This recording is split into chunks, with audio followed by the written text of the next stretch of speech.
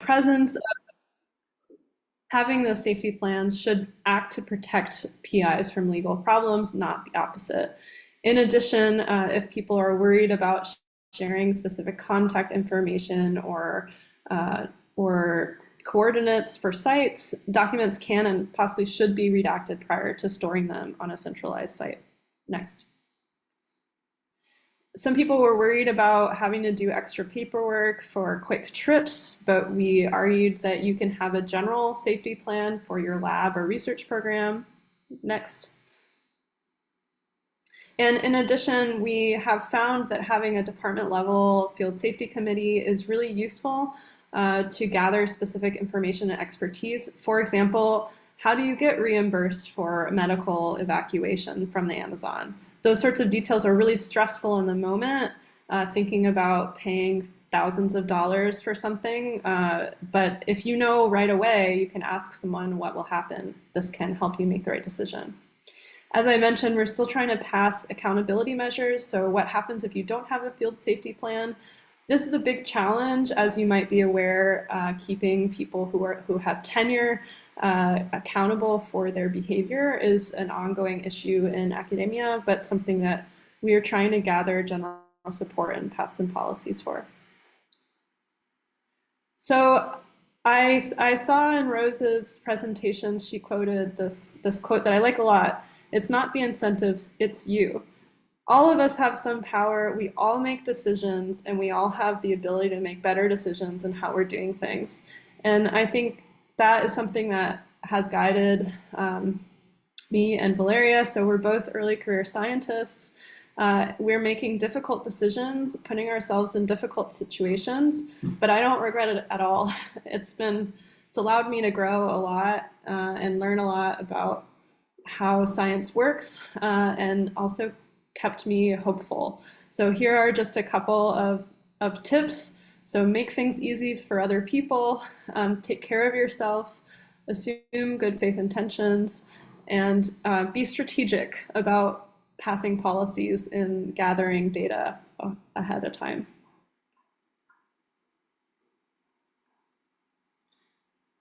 So in conclusion, we need to rethink fieldwork. And we just want to offer these as suggested reflections. If you run a field program, to think about who's involved in your team, where you're working, how you're addressing safety, and how you can take these ideas and turn them into actions. So we would like to acknowledge and thank the co-first author, Erin Westin, that is not here, and all the other authors of the paper, the Museum of Vertebrate Zoology, where this discussion happened, and previous and ongoing work to make scientific practice more diverse and equitable. But most important, all the people in the field and the organisms in the field that inspire this work. I would like to take like a moment just to thank them a lot. I really enjoy to be around them and have learned a lot. But we also want to dedicate this presentation to Gabe and to honor Gabe's life. This make these ideas a priority right now, I would say, for our department. And we just want to honor his life in this presentation. And we are happy to take questions after the other presentation, like in the discussion section, like 30 minutes after this. But thank you very much. Thank you so much. Thank you very much, Valeria and Rebbeca. So yes, we will hold on to the questions. If you think you might forget your questions, you can actually type them down in the Q&A tool. And then you can just raise your hand or not, and we will address questions that are outspoken or the ones that are on the Q&A both. And so now I would like to introduce the last speaker for this symposium before we get to this discussion. And the last talk will be about introducing an initiative of a Diamond Open Access Publishing initiative run by volunteer researchers. And one of these is Fernando Racimo. He's associate professor at the University of Copenhagen.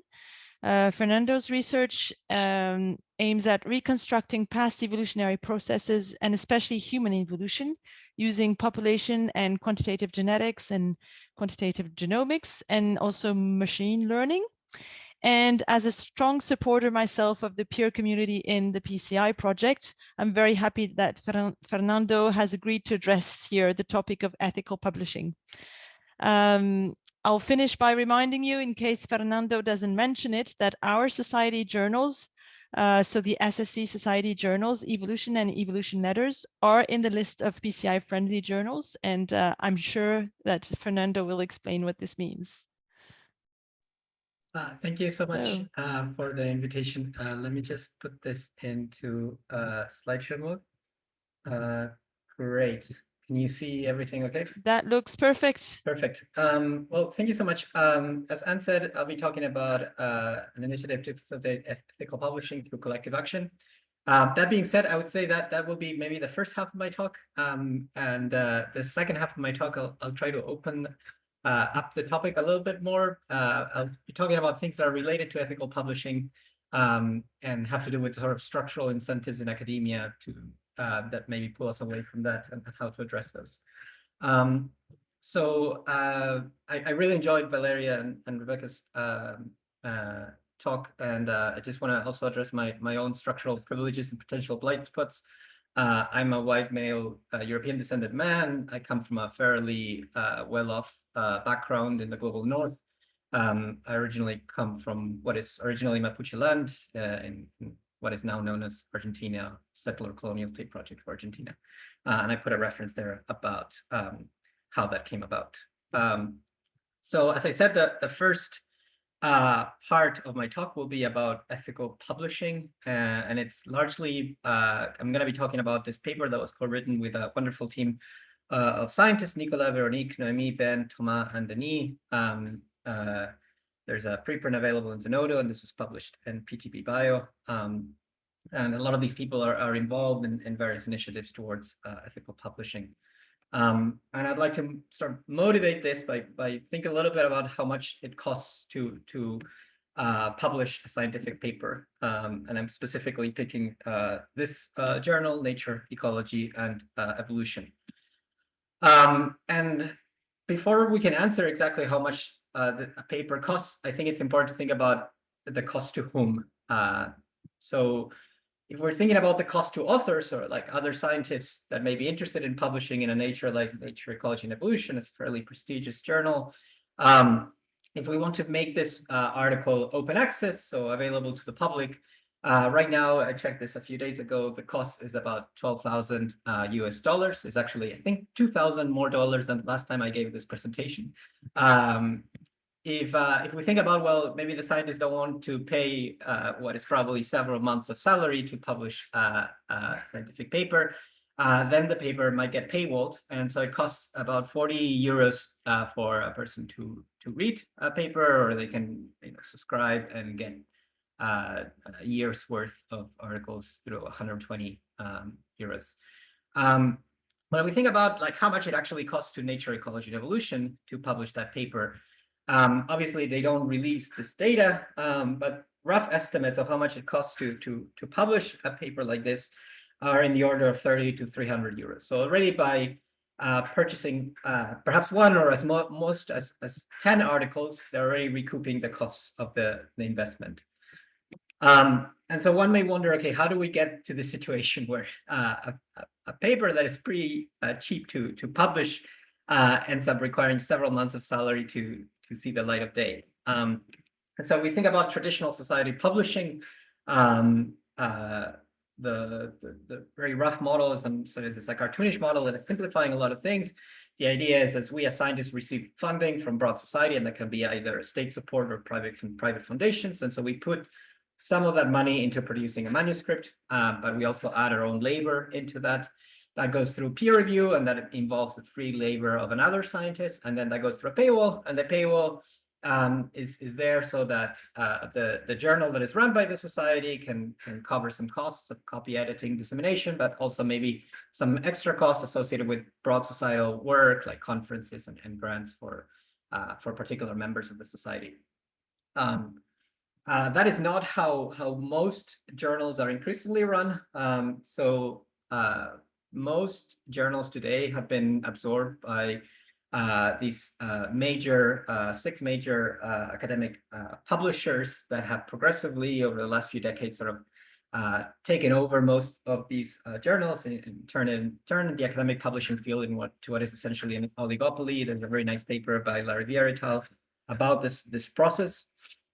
And so this particular model of traditional society publishing is increasingly being replaced by this other model. And again, I'm doing some simplifications here, but where the money that the journal would receive from its readers, part of that might go to copy and to dissemination, but a lot of it will go to shareholders. So these are people that invest in a journal and expect to gain a return on investment, a profit that gets larger and larger as the journal grows. With the process of journal digitalization over the last few decades, so the advent of the internet, the expansion of online journals, the actual costs of publishing an article have decreased because now you don't need to print as many copies as you needed to do before. But that doesn't mean that readers pay less. It's just that there's more money going to shareholders' pockets than there was before. There's of course open access initiatives, and one of the most popular ones is the Gold Open Access initiative or format of publishing. In this case, it's a scientist that pays quite a bit of money so that the article is open access. Essentially, that means that society broadly is paying for that to become open access. But at the end of the day, the money that the journal receives, a large portion of that is going to shareholders. So this is basically draining societal funds into the pockets of shareholders of these major publishers. And this has only been increasing. And that's how we get to a situation where we have like $12,000 US article in Nature, Ecology, and Evolution. If you want to start a business, I highly recommend you become a big publishing house. You will get amazing profit margins, much higher than Google, Amazon, or Apple have in relative terms. So Elsevier and Taylor and Francis have profit margins of larger than 35%.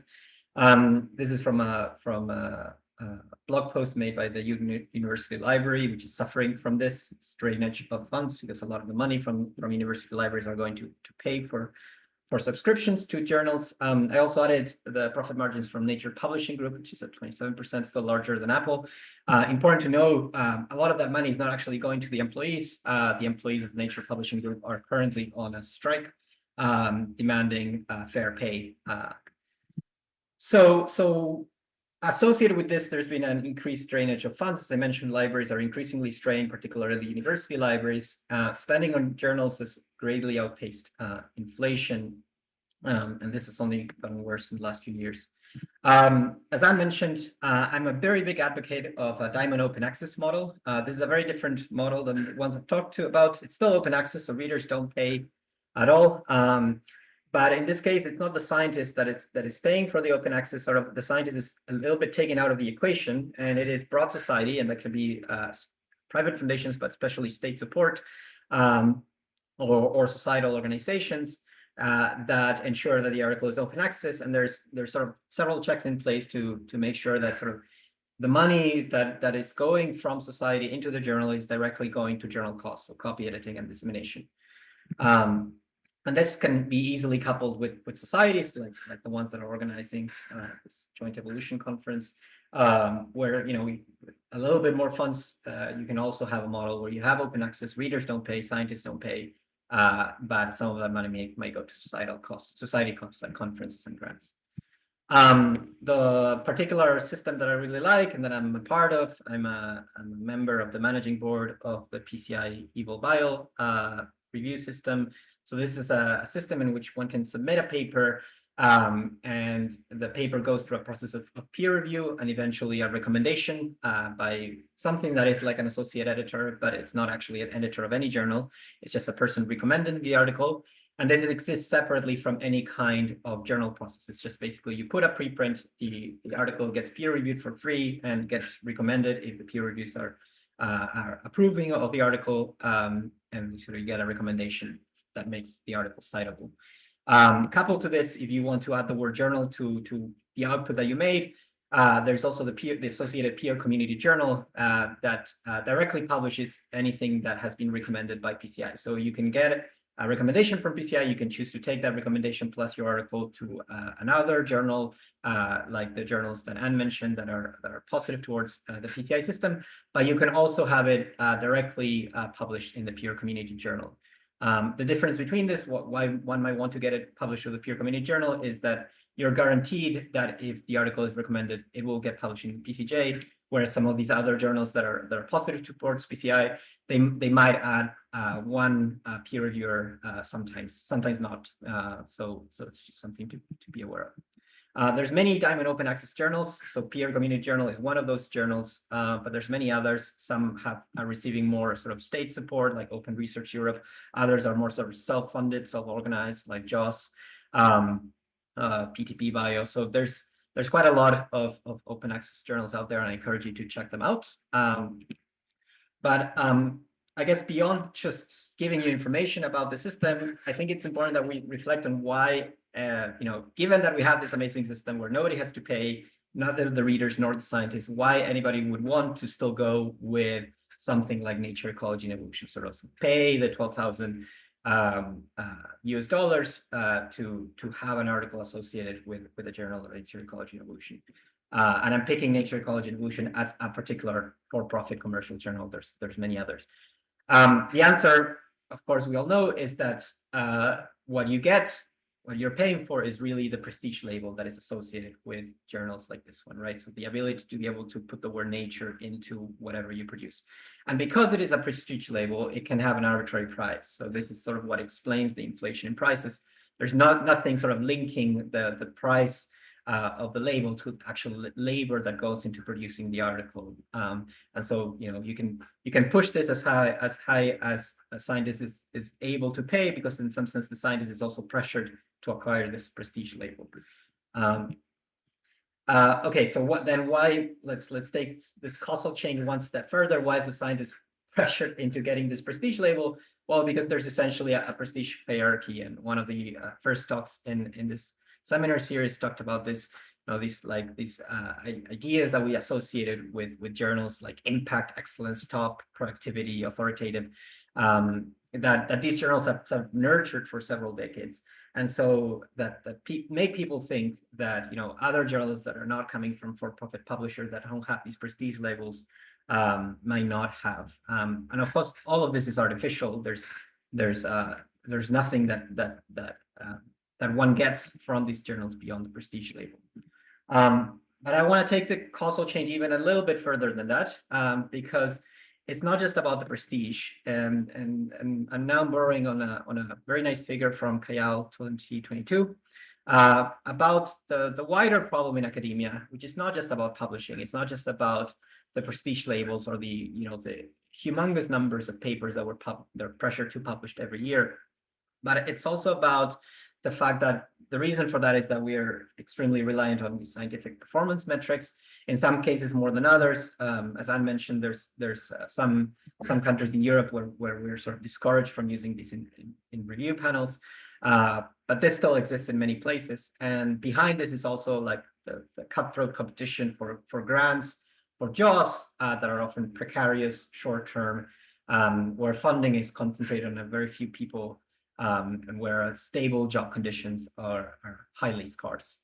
And I want to bring this sort of wider perspective, because a lot of these processes, the job scarcity in the academic world, the overproduction of papers, this focus on metrics and managers that sort of measure these metrics, none of this is sort of specific to academia.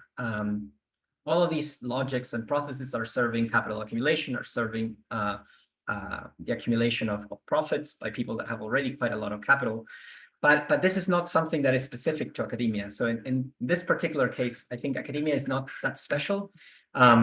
It's subject to a lot of the same logics that many other systems are subject today, including the educational system that is increasingly being drained out of state funds, the health system that is increasingly being drained out of state funds.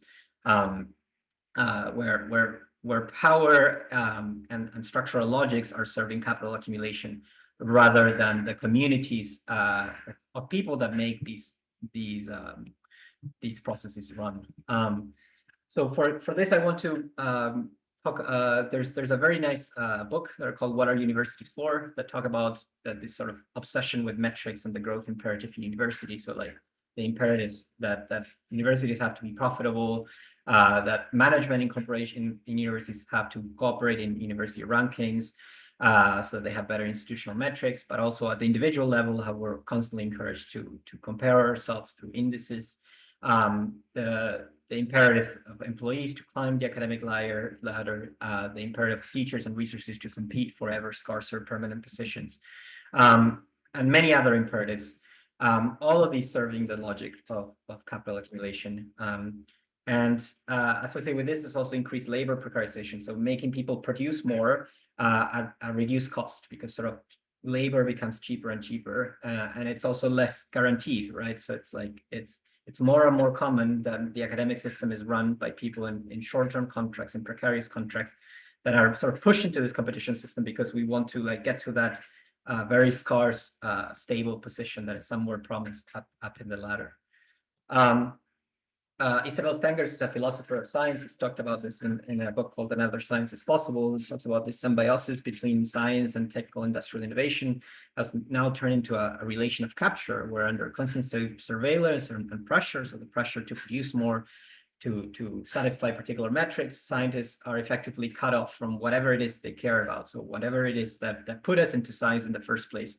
And so we're either reduced to the sadness we call depression, or end us as the kind of opportunistic cynics who know how to make all the right moves to advance in the system. So I guess the whole point of this is that it's not just about open access, and it's not just about ethical publishing. It's about labor precarity, logics of growth and capital accumulation, and the manufactured prestige that drive us into choosing things like nature, ecology, and evolution. As a side note, it's also about climate collapse. A lot of these publishers, like Elsevier, have been recently revealed to be contributing to climate change by providing a ton of help to oil and gas corporations to enhance their drilling operations. So there's a very nice article in The Guardian where an insider from Elsevier revealed a lot of information about how Elsevier was cooperating with oil, gas, and coal companies. And there's also an article, the Union of Concerned Scientists, and I'm putting the link below, but I'm also going to put it in the chat, about how Elsevier has provided the fossil fuel industry with research and development, with data services, has also lobbied and financially supported US politicians who block climate action, has disseminated information to help these companies produce more fossil fuels, even as the planet heads into climate breakdown, has removed barriers to exploring and operating in emerging markets, and has hosted several fossil fuel industry exhibitions. So the question is, okay, so how do we get out of this hell? And this is, again, my turning point towards something positive. And my current answer, this is an answer that I've come to in recent years, and I wasn't quite there when we published this paper on ethical publishing. So this is sort of fairly new thinking that I've been doing by talking to a lot of degrowth scholars, is that we need to degrow academia. And this sort of reflects a lot of the discussions that were being had before about the necessity to produce less. Academics need to do less, produce less, but also be comfortable doing that, right? And so for that, we need to secure means of subsistence, so ending job precarity in academia. We need sufficiency. We need to be aware that we need to decrease our pace, and that's okay. And we need to get out of these logics of infinite growth, infinite metrics. So reorienting our systems towards well-being and cooperation in order to create a just and thriving academic system. And so what can we do to get there? And the answer is that we need to organize, and organize a lot better than we are currently organized as academics. First of all, we need to have frank conversations with the people around us about the systems in which we're embedded. So like next time we have a coffee chat, it shouldn't just be about sort of complaining about like the bad things about the system, but also thinking about like other ways in which the system could be run, without blaming people for being embedded in the systems, right? So like the system encourages us to compete. It doesn't mean that we can work towards a different system.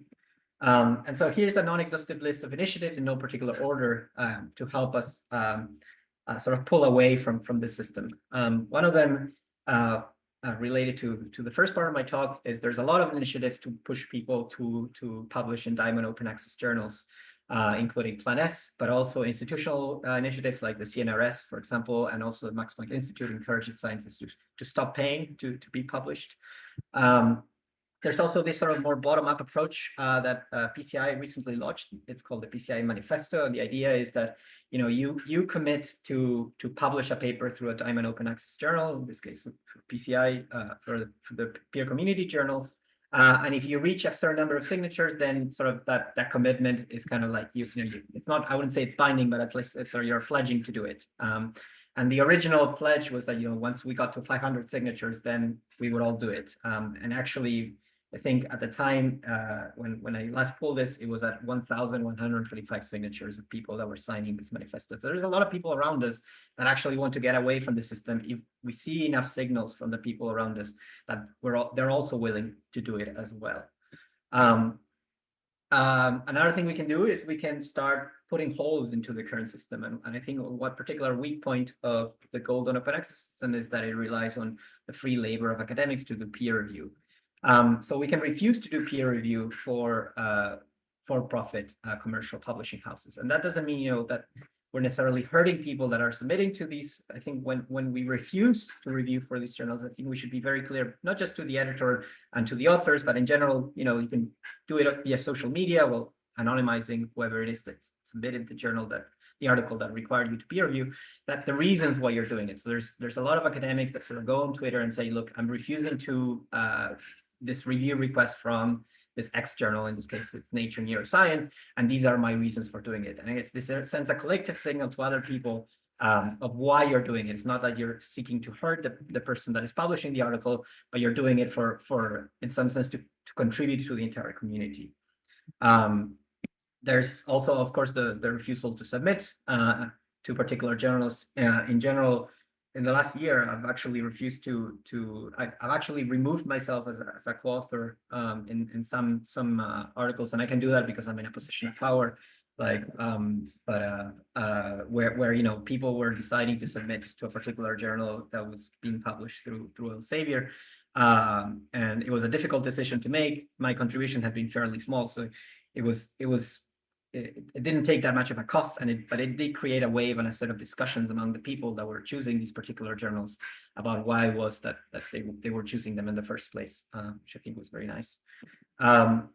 If you want templates for how to refuse these submissions while not hurting the people around you, I highly recommend this initiative called Stop Elsevier.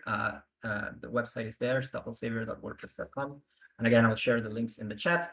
It provides a lot of templates for refusals to peer review or to edit, with explanations as to why one is doing it in the first place. In this particular case, associated with not just with the problematics associated with commercial publishing, but with the fact that Elsevier supports fossil fuels in many different ways. There's also other ways in which we can transition out of the system. So you can also, if you're on an editorial board, can talk to the people in your editorial board. If you're using the services of one of these commercial publishers, you can choose to collectively get out of there.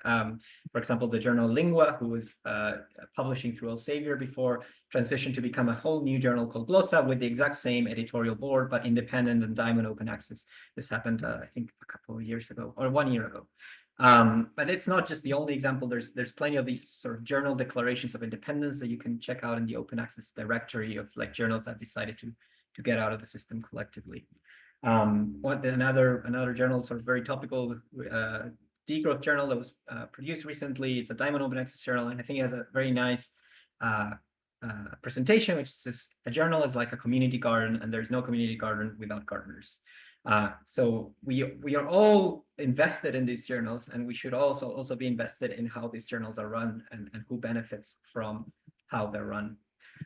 The prestige hierarchy is another thing we can tackle. Stop talking about journals associated with these publishing houses as being impactful, excellent, top, authoritative, and let's talk about them for what they are, which is profiteering, exploitative, outrageous, and money trading. So toppling in the department means also like sort of a cultural battle that you can have within your place of work while you're talking about these journals. You don't have to elevate them in everyday conversation. A group that I'm involved in a lot is called Scientist Rebellion. We're scientists that engage in civil disobedience to call attention to the climate crisis. Because Elsevier has tons of ties to the climate crisis, there's been several actions by Scientist Rebellion and also by Scientists for Extinction Rebellion, sort of calling attention to the fact that Elsevier promotes climate collapse. And so here it's like scientists that are openly using their identity as scientists to tell their peers, stop supporting this, it's hurting the planet. A very famous case is a biomedical scientist called Dr. Caroline Vincent from the UK, actually bought some shares of Elsevier in order to be able to attend the Elsevier shareholder meeting in 2023 and interrupting the meeting, demanding that its CEO explain why these partnerships existed with the fossil fuel industry. And there's a nice video on the Stop Elsevier website that you can watch about this. The whole Elsevier campaign in particular, it's becoming quite a big issue. There's a human rights grievance mechanism through the UN, supported by several scientists, but also several other organizations, trying to get Elsevier to answer for its human rights violations associated with climate collapse. And you can check out the website, climaterightscoalition.com, about this. I guess I've been talking about publishing, but I guess the point I want to make is that it's not just about publishing. You can also tackle other aspects of the system, and they will be just as productive, because the overproduction is publishing is linked to the artificial job scarcity, and it's linked to the metrics and the managers that serve this logic of infinite growth. So, by all means, tackle these other parts of the system if you don't want to focus necessarily on ethical publishing wherever you are in academia. One thing you can do is demand for fair pay and an end to job precarization. Talk to your union, organize better, be more active in your union. There's a lot of protests happening in many countries where the academic sector is demanding better labor rights than they have.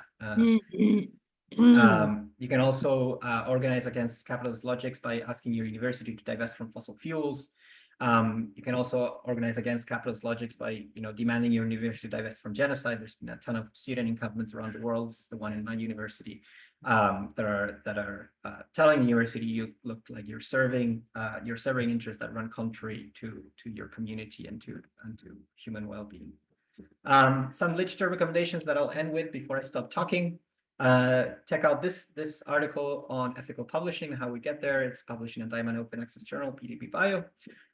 If you want to learn more about how we can move away from academic overproduction systemically, there's this really nice article in eLife by Anne Uri and Claire Kelly about rethinking academia in a kind of climate crisis. If you want to think about how democratizing our academic systems can lead us away from this capitalist growth logics, there's a really nice article. Again, I'll put the links in the chat by Callum McGann and John Barry about how we can collectively organize within our universities to make them more democratic by supporting social movements that already exist within the universities, for example, Scientist Rebellion.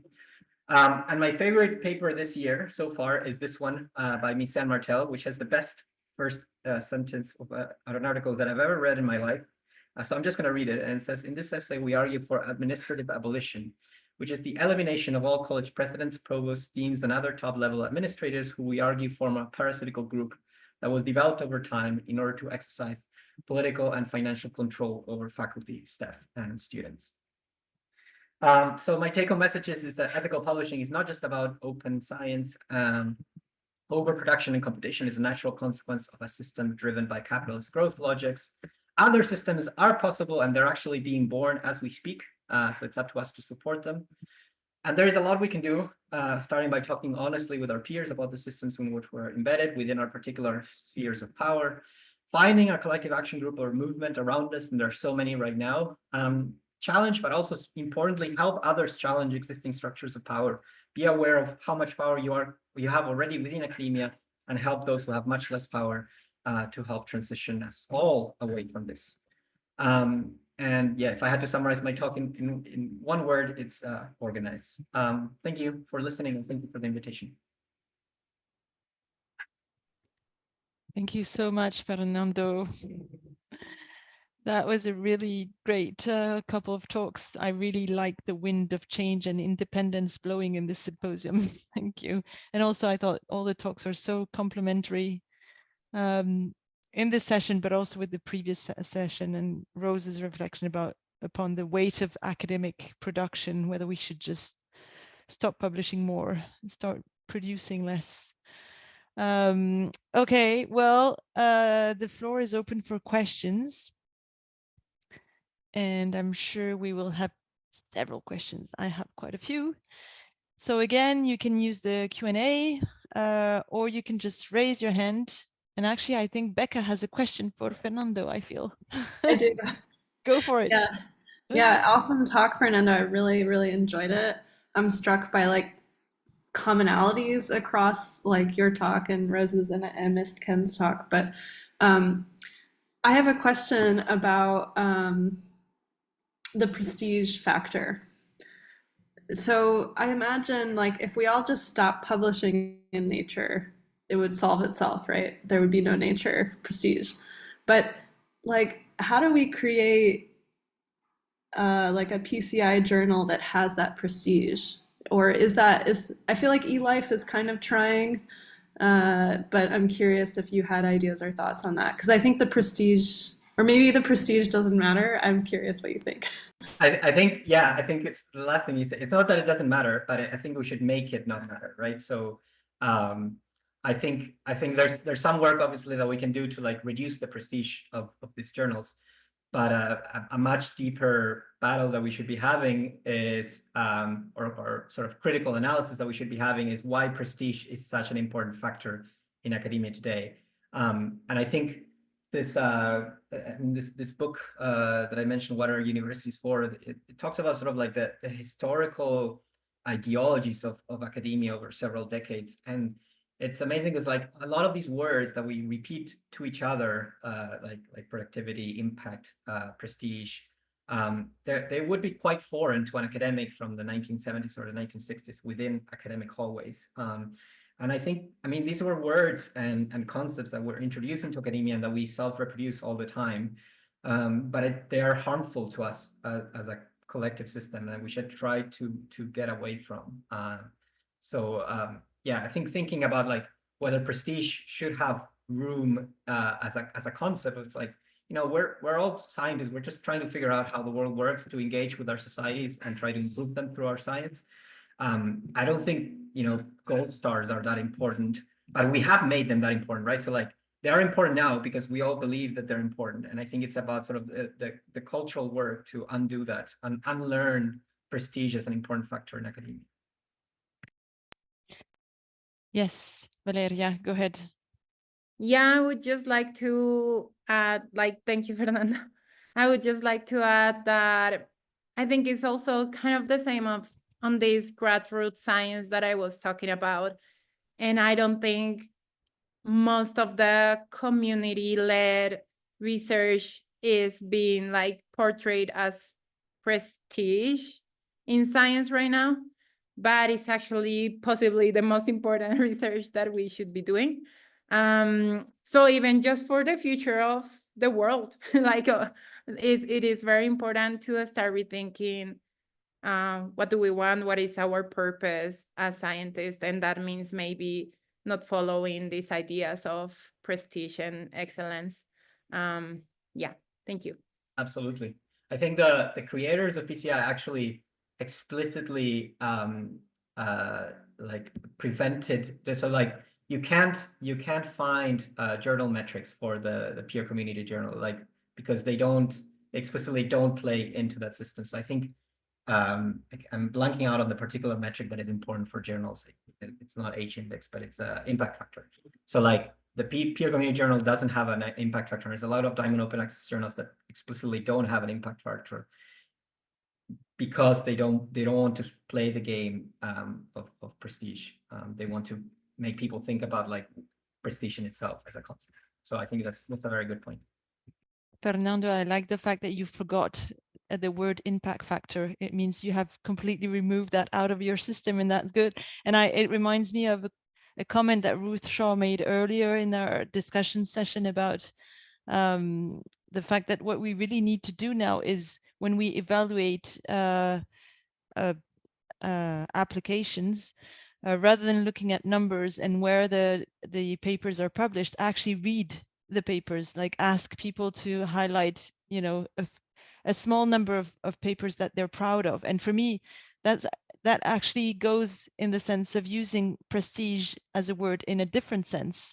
Like prestige doesn't necessarily mean being in a prestigious journal. It could mean, you know, I'm very proud of having published this particular paper because it's seminal work and it's going to be groundbreaking for the field. And that means it can be prestigious even if it's in a, yeah, in a non-prestigious journal, I guess.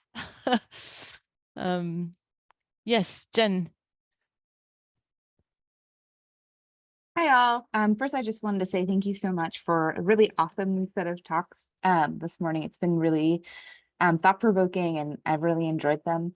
I just want to sort of bounce on this idea of evaluation because I've been like really thinking about this a lot for a long time about how we evaluate people when we're forced to actually read the papers. And in many ways, reading papers outside of our own field, for example, if you're on a awards committee or you're on a hiring committee or something like that. And I guess I was just wondering from the speakers this afternoon if you have some sort of tips for evaluation that also are empirical in the sense that they allow you to sort of double check that you're not letting other biases creep in. Like, for example, I know this person, or I know the PI, or you know, things of that sort of nature. That's been something I'm quite worried about in the context of evaluation.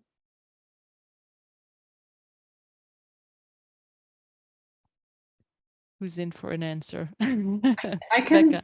can give some ideas. I think something that is an imperfect thing is just having good rubrics and also recognizing you can improve rubrics over time, and then having different people do the same evaluation. So then if one person has bias, you're turning that into noise as part of the evaluation. It's hard to write good rubrics though. But also, I mean, most of the time you're asked whether you're in a conflict of interest. So if you know the person, you're not supposed to evaluate it, right? I would say if the system works well, then you shouldn't be too influenced by personal acquaintances with people.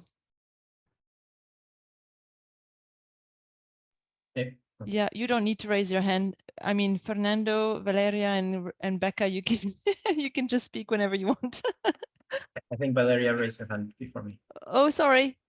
No, it's okay. I was going to change a little bit the topic, but just talking about reviewers, super quick. And it's all these things that we talked about, I think is also part of the reviewers' work on, for example, asking like, who was involved in the community? Are you going to translate your paper into the local language? I know that this is not exactly your question, but I just wanted to say these things because I know most of us are reviewers somewhere. And we can also start to bring these questions up to the authors. So it's another type of conference, but in a review.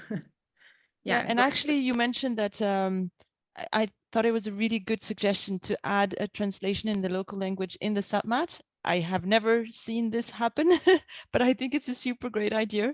And I was wondering whether you've had experience on this with journals and editors. Are they happy about this, or do you think that they can actually encourage this? Or yeah, are there journals in particular that are encouraging this?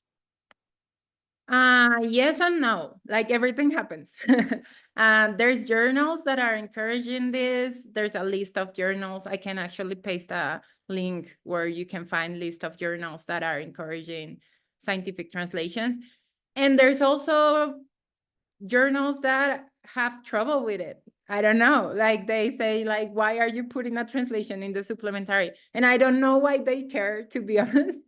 But there's problems sometimes. I have heard from experiences of people that had to write like 3 letters to the editor to explain why they wanted to put a translation. But it is happening. In my personal experience, I have been always translating all my papers into Spanish, and I have never had like problems with putting the paper in the supplementary information. And in this PNAS paper, we put it in a data repository. And that was good because we keep on adding more translations. Like when we have the time, we put another translation. So that's another way to do it. But some journals like it, some journals don't. And just to finish, sorry, Fernando, there's a paper also showing how journals have not been thinking about these topics. And it's a paper from Arenas, Henry Arenas from this year. I can also paste the link. And he did an interview and like put a lot of measurements from journals not doing a good job on this. That's kind of the conclusion. I guess I want to make 2 points. I think this ethical publishing article, we got it translated French, and that had to do partly with the capacity, because like it's a heavy French representation in the author list of that paper, and we wanted to disseminate it widely in French circles. I remember committing to translating it to Spanish, and I never actually got around to doing it. And at some point, it's in my to-do list. But I think one thing I want to emphasize, and I think it's something that Valeria did very well in her talk, is this issue of positionality. That it like sort of addressing these biases is often not so much about erasing information or pretending like we can be sort of impersonal evaluators in an impersonal system, but being very aware of where we're coming from and where like what biases we internally have, like repeating it to ourselves. And making sure that we're not sort of reproducing such biases that we had before in our current work. And here I really like there's it's a feminist scholar called Donna Haraway, who has a really good article about sort of the positionality of science, and how, like, you know, impersonal science often means it's like you're sort of bringing whatever dominant status quo exists in the world today into the science. So like we should never think about science as something that is done impersonally, because it sort of ends up being sort of a conquering gaze from above. We should always be mindful that it's human beings that are practicing science, and those humans come from somewhere. They have identities, they have histories, and that will always go into the science, and including the scientific evaluation. But we need to be mindful of how that happens, and to redress injustices that might come with that. Thank you. I do want to add one issue I've seen is that we've had issues with is bioRxiv does not allow any portion of a text to be in a non-English language. So when I upload copies where we have a second language abstract, they'll reject it. But Evo Archive allows it. So just one barrier we faced. Becca, I was wondering if we could move on to something a little bit different. You mentioned that you created recently a field safety committee in your department. And I was wondering if that's a common thing. I mean, has anyone experienced this anywhere before? I've never heard of that. So is it something common in the States or elsewhere? And how do you go about, you know, convincing people that it's necessary to create it? Yeah, I think we're in the beginning where I think it's going to be in 5 years super common. So like I said, the National Science Foundation is now requiring field safety plans. The requirements are varied and sometimes insignificant. But in the University of California system, I'd say at least 4 out of 8 campuses have, like, we're having field safety officers, and yeah, I think it's going to be really common. As I mentioned, actually, just a couple weeks ago, we passed a departmental policy requiring field safety plans, but the university passed a new policy where if you have field work as part of your research program, you have to have a field policy. So there is also action at the university level. Yeah, I think it seems obvious, right? It's like, if you have ever worked outside of academia in any sort of dangerous job, like climbing, that involves climbing tree or working with machines or driving even, just the amount of training and safety that exists is I mean, in fieldwork, there literally are no standards. Like, we have no policies or standards for fieldwork. I don't know if that's the same in Europe, but in the US, it's like crazy. So I think it's inevitable and hopefully more common.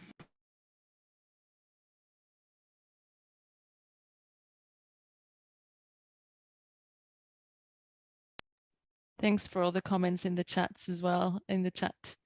There's there's a also a question. question in the Q&A. Oh, I'm so sorry. Thank you for mentioning this. I wasn't looking anymore.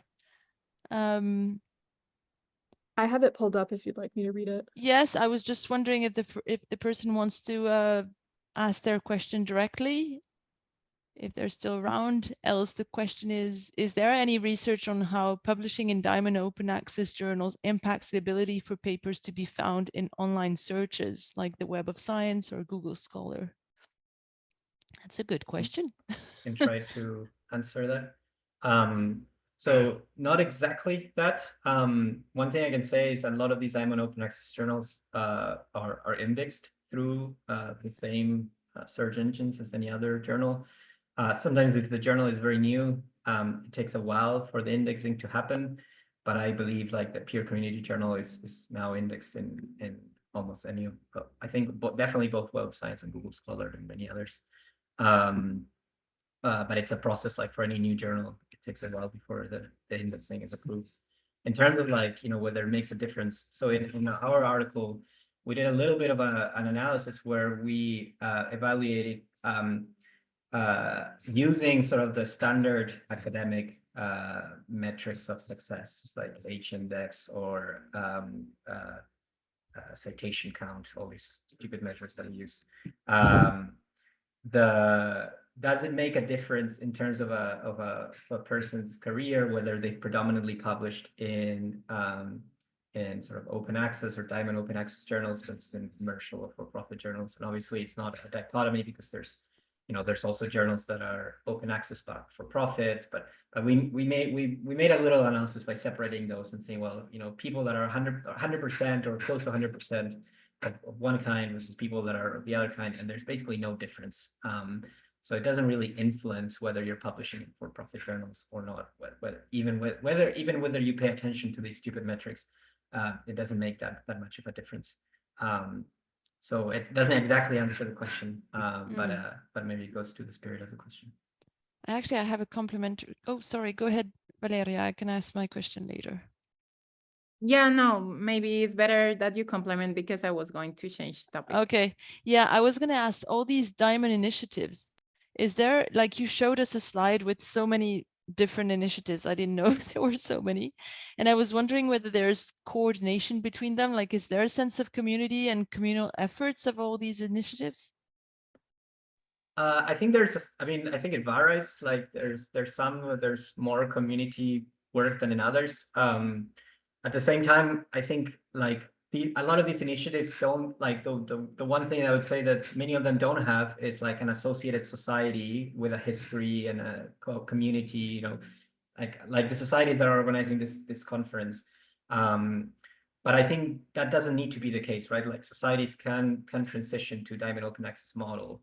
And I think that would be a benefit to both types of systems, right? Because you could bring in the sense of community and the sense of like the historical wisdom that comes from a society with the more just system of the Diamond open access journal system. So I think it varies depending on the initiative. I mean, PCI, like the editors, the managing board, we know each other, but it's also a very minimal system. I think like maybe I get one email in terms of tasks every month of things I need to do, and it's very minimal, partly because the journal is in some sense minimalistic, like it's just about publishing the work.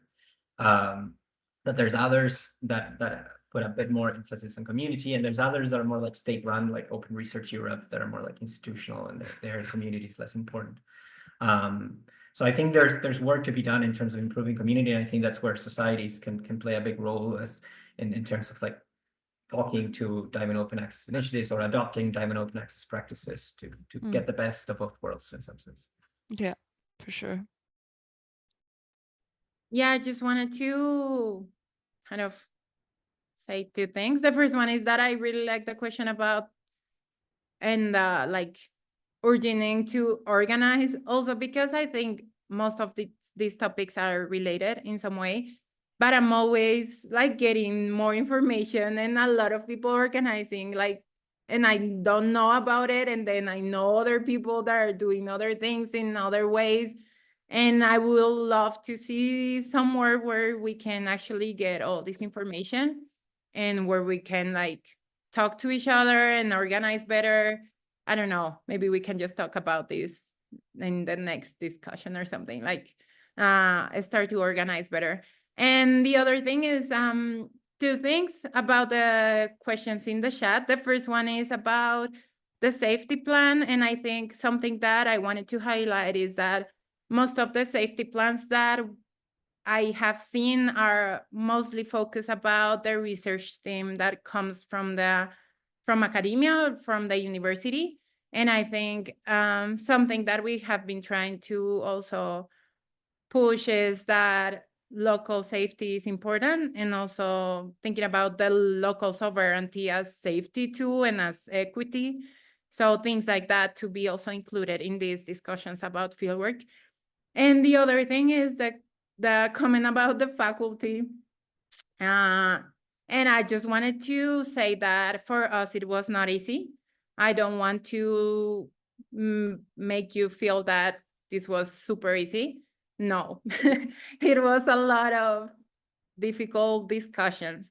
And actually, it was also a lot of like trying to negotiate even language that we use.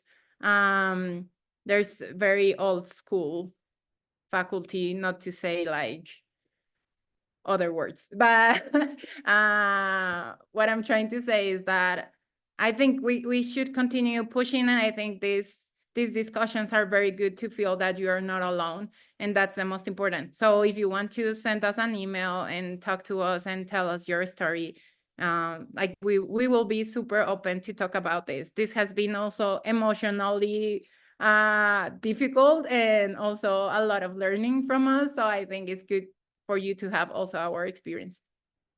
Thank you so much, Valeria, for this. I wanted to say that regarding one of your earlier point in what you just said, that you wish that there were somewhere where all this information was gathered about the different initiatives, and especially in publishing. I've put a link in the chat of such a list. So it's a big table, a project called Daphne that listed all the friendly journals in ecology and evolution. But I think, Becca, maybe you wanted to react to what Valeria just said. Sorry about jumping in. Oh, no, I just want to add, like, you know, these initiatives, it's really, really hard because people are scared of change or just really resistant for various reasons related to probably not you or the change. You know, it can be their own view or philosophy on science. And the reality is we work in a community, and for these sorts of policies, you know, I feel like my intuition is top down. Let's just make the policy change and force people to adapt. But I think I'm learning that that's just not that feasible. And so even though it's tempting to want to do that, it will not result in changes in behavior until people actually want to change their behavior. So something that, like Valeria was alluding to, is that fieldwork equity paper. The people who drafted the original paper, we are all coming from very different backgrounds with very different philosophies and ideas. And actually, it was the process of like having a shared goal and having discussions where we knew the end point was shared, and getting there was the part where we had to make compromise and discuss. And that process is what allowed us to come to to produce a paper and think about these ideas. So I think the value of discussion, as long as you have a shared goal, can be the force through which these changes happen. So in those situations like E and Jacqueline that were mentioning in the chat, where you face a lot of resistance from faculty, I wouldn't give up if you still have the energy, or maybe your colleagues do, to kind of try again. And really it does require everyone being on board, or at least like 80% of people. So yeah, it's really hard. And we, you know, like I said, we had 5 proposals for policy changes, and we passed 1, and the other 4 are all accountability measures. And we're close. We had a lot of buy-in, but just not complete buy-in. And I think we're just going to have more discussions. But yeah, there's something. It's delicate. It's hard. It's hard to do these things.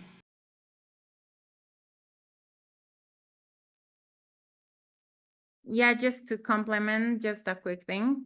I'm not a faculty, I'm a student. So also kind of a call for faculty also to appreciate students that are trying not to follow these rules and kind of give them a chance. Because I think we all feel also that we have to publish in these things, we have to do this quick, we have to publish 30 papers, you know, all of these things that at the end is also part of our evaluation as students to be in a PhD, in a postdoc, and then, well, we just start to be into the same system super quickly. So just that, because I saw a lot of faculty here, which I'm happy that just wanted to say. With great power comes great responsibility.